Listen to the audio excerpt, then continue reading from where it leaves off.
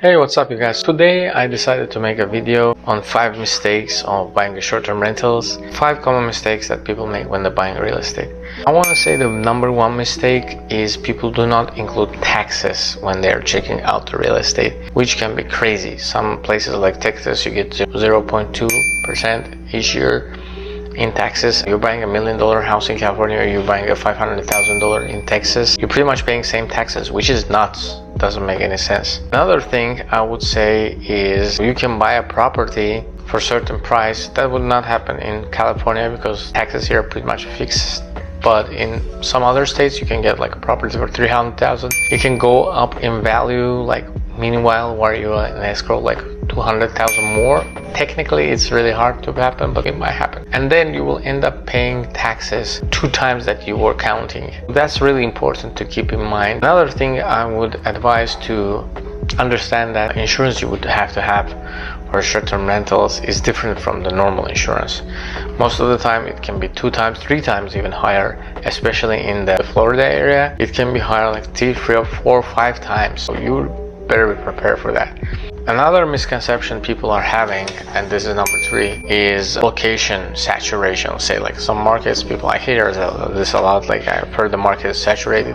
Yeah, it was saturated for the last 10 years. I mean, short-term rentals were always here. You have to understand that it's not about the market or saturation. People tend to go some places because other people go there, like say Vegas. Okay, why people go Vegas? Because they know that everybody's going there.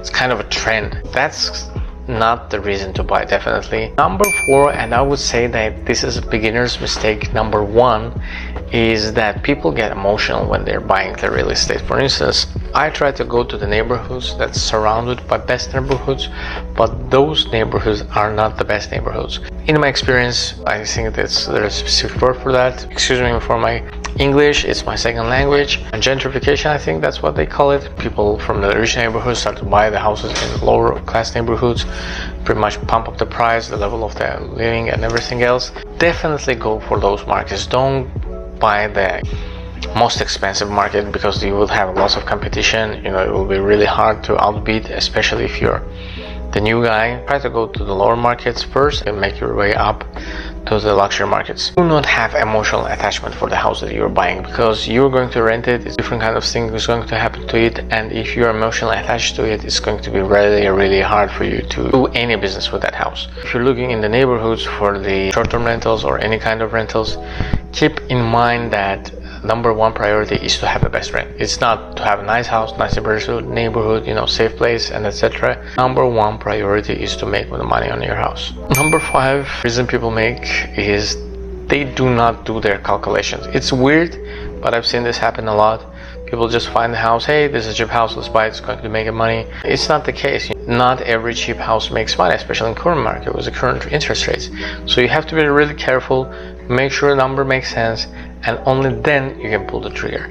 Personally, my take is just to start with even bad deal. Like if you will get a bad deal real estate, it's really hard to lose money, guys. Like even a bad deal make money for you. So get your feet wet. Don't be worried to start, and I promise you that at the end you will do very good. If you guys like this video, don't forget to like and subscribe to my channel, put a thumb up. See you on the next one. Bye.